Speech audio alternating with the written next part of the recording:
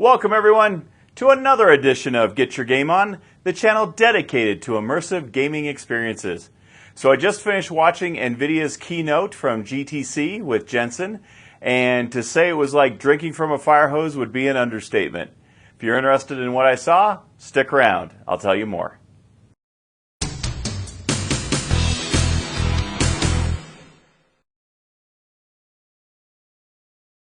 So, wow.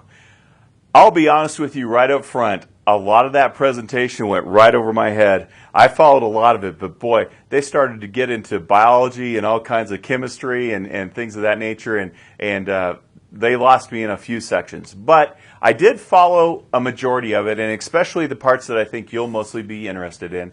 I mean, to say they covered a myriad of topics would be an understatement. They were talking about AI a lot. They talked about a lot of the server stuff that they're working on, talked a lot about partnerships. They even talked about their foray into self-driving cars. So they did a lot of technology about that and kind of what they're doing for chips for the automotive industry. So anybody that's looked at buying a car recently knows that most of the cars now are being sold with only the key chips involved in them to make them function. And so things like air-conditioned or heated seats or heated steering wheels, those niceties don't even have chips in them, and you'll go back and actually take them back to the dealership and they'll add those chips and those functions in later once that chip shortage is gone. Well, an interesting thing that it looks like NVIDIA is trying to do, they're trying to take, instead of the myriad of chips that are in the current vehicles now, they want to design a single chip that will basically run all the systems in the car. So instead of having 5 or 6 chips that run the various things, they'll have a single chip that car makers will then put into their cars that'll run everything. So that was really interesting. It's a good idea. I think they mentioned it was like 2025 they wanted to have that starting to go into production into cars. So we'll see if that happens. But that was really interesting. I was really shocked with all the stuff that NVIDIA was doing. It almost felt like they were just taking stuff and throwing it against the wall and just to see what will stick. So again, there was a lot. We'll see what happens. They talked a lot about AI. Part of me was sitting there thinking, all right, are we witnessing the birth of Skynet? I know we've been a little concerned about AI, but boy, some of the stuff they're coming up with, it's pretty amazing. So that's going to be interesting to see how that plays out.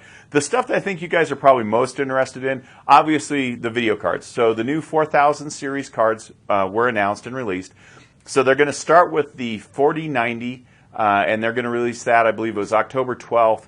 It was a price of $15.99, which is a lot, but considering the prices we've had to pay during the GPU shortage, it's kind of right in there with what I kind of expected. They're claiming that the 4090 is going to be 2 to 3 times faster than the current 3000 series, so the 3090 Ti actually. So they're talking twice the power on that. And then they're also going to release the 4080 series probably in November. They're talking about 2 different versions of that. They're going to be a 12 gigabyte version and then a 16 gigabyte version. So those will be out in November. And they didn't really say anything else about any kind of 4070 series or anything like that. So I think those are the only cards we'll really be looking at for this year. My personal thoughts, so for me personally, I'm likely going to get the 4090 when it comes out, and there's a couple reasons for that. The first big reason is they are introducing DLSS 3.0, which is deep learning super sampling, and it's a technique that they've developed, and this will be the 3rd iteration, that really improves frame rate for titles that program for it, and you don't see much degradation in image quality. And so the 3.0 version that they're about to release, from what I understand, is not compatible with any of the previous 3000 cards or 2000 cards. It's only going to be available for the new 4000 series cards. And the key reason that interests me is because they are actually, they announced Microsoft Flight Simulator 2020 will actually be incorporating that technology. And if that's the case, that's going to be amazing because that's a pretty demanding title. And with DLSS, that's going to make that title work very well. So that's one of the reasons. The other reason is I'm looking pretty seriously at the potential of buying the Pimax QLED 12K if it ever becomes a reality. I mean, it was supposed to be out by the end of the year.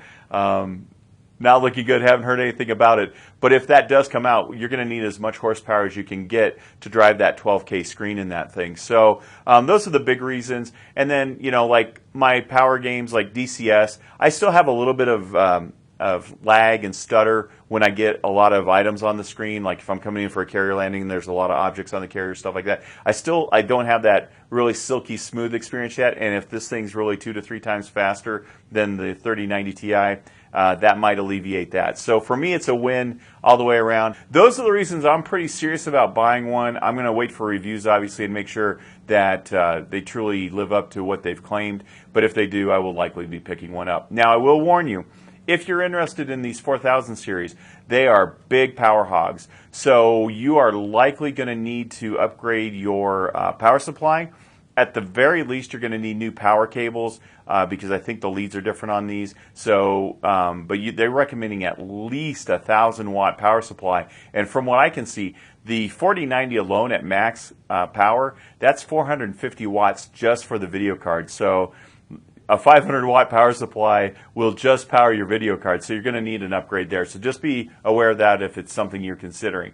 Now, I would say for most of you out there, if you're in the market for a new video card and you're not driving top-tier VR stuff or, you know, pushing things at, you know, 200 megahertz or whatever, if you're not a power extreme user, I would recommend looking at getting a 3000 series card because those cards are pretty strong. My 3080 Ti almost runs DCS almost perfectly. Again, I have those little bit of stutters.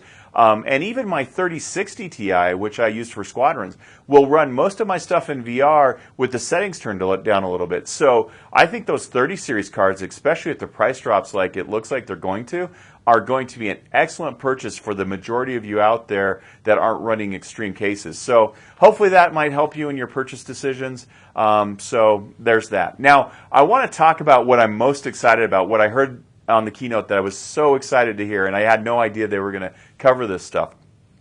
But they talked about the Metaverse, and Nvidia is calling it the Omniverse, so that's kind of their version. So for those of you that have watched the channel, you know last year when